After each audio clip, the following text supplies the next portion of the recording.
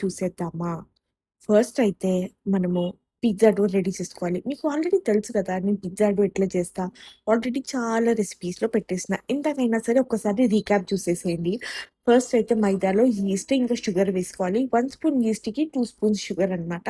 దాని తర్వాత సాల్ట్ వేస్తే మీరు కొంచెం వేసుకోవచ్చు. లూక్ వార్మ్ వాటర్ వేసి మంచిగా నీడైతే చేసుకోవాలి.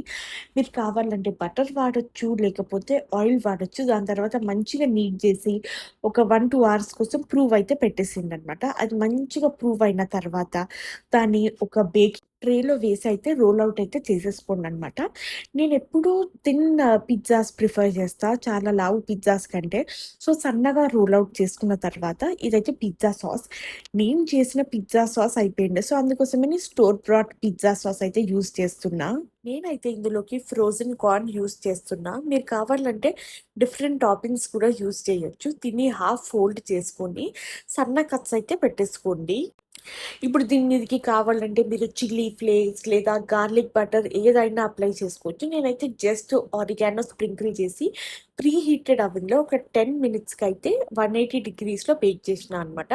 నాకు కలర్ ఎక్కువ రాలేదు. బికాజ్ నేను దీని మీద బటర్ రాయలేదు, మిల్క్ వాష్ చేయలేదు, ఎగ్ వాష్ చేయలేదు కాబట్టి మీరు అవి ఏవి చేసుకున్నా సరే మీరు మీ కలర్ ఇంకా చాలా బ్రౌన్‌గా వస్తది. నచ్చిందో లేదో కామెంట్‌లో చెప్పండి. మీరు ట్రై చేసి ఈ రెసిపీ.